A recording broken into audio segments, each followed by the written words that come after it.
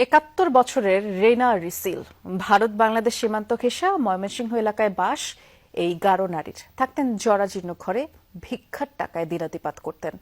তবুও ত্রয়োদশ সংসদ নির্বাচনে পছন্দের প্রার্থীকে সমর্থন জানাতে ভিক্ষার জমানো সম্বল তুলে দেন।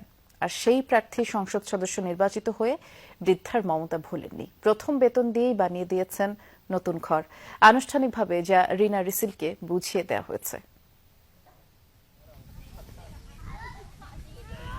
হালুয়াঘাট উপজেলার গাজীর ভিটা ভারত বাংলাদেশ সীমান্তের একেবারে শেষ প্রান্তের একটি বাড়ি। এখানেই বসবাস ৭১ বছর বয়সী গারো নারী রিনা রিসিলের। ভাঙাচোরা ঝুঁকিপূর্ণ একটি ঘরে বছরের পর বছর ধরে দিন কাটিয়েছেন তিনি। জীবিকার একমাত্র অবলম্বন ছিল ভিক্ষাবৃত্তি। সেই আয়ে কোনো মতে জুটত 2 বেলার খাবার।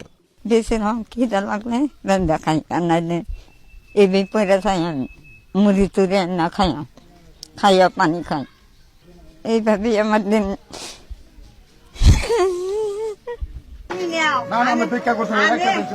আমি রুবেল বাইরে খুশি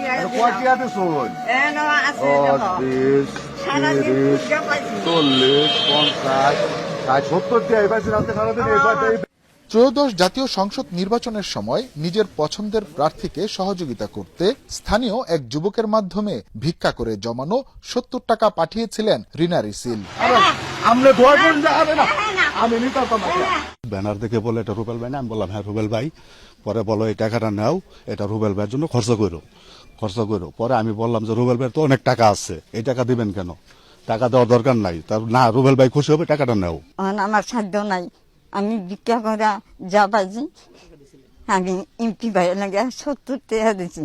আর এমপি ভাইয়ের লাগে আমি 30টা রোজা করছি, আরো করছি 6 রোজা, আরো করছি 3 রোজা।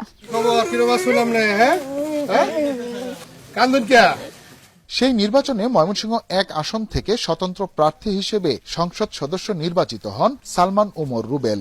নির্বাচনের সময় বৃদ্ধার ভালোবাসা ও আন্তরিকতার কথা ভোলেননি তিনি। সংসদ সদস্য হিসেবে পাওয়া নিজের প্রথম বেতনের অর্থ দিয়ে রিনা রিসিলের ভিটায় নির্মাণ করে দেন একটি নতুন ঘর। নির্মাণ কাজ শেষে আনুষ্ঠানিকভাবে ঘরটি বুঝে দেয়া হয় তার হাতে।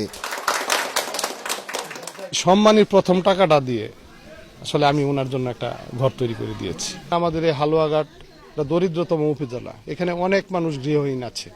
আমি ব্যক্তিগতভাবে এবং সরকারিভাবে চেষ্টা করব আমার এলাকার একটা মানুষের যেন গৃহহীন না থাকে। স্থানীয়দের প্রত্যাশা, এলাকার দীর্ঘদিনের নাগরিক সমস্যাগুলো সমাধানেও কার্যকর ভূমিকা রাখবেন সংসদ সদস্য। বছর এমনি বিজিবি আওয়া যাওয়া করে অনেক অসুবিধা হয়। আমরা চাই যে রাস্তা দুটা পালাও, নদী নালা দেখা সব বাড়িঘর ভাঙ্গা লয়ে থাকা। এমপি যদি আমাকে রাস্তাটা করে দেয় তাহলে আমরা তো একটু ভালো হয়ে চলতে পারি। জীবনের শেষ প্রান্তে এসে নতুন একটি ঘর পেয়েছেন রিনা রিসিল। যে স্বপ্নকে একদিন অধরা মনে হয়েছিল, স্বপ্নের মতোই সেটি আজ বাস্তবে রূপ নিয়েছে, তাই তিনি খুশি। হুসাইন শাহিদ, যমুনা নিউজ, ময়মনসিংহ।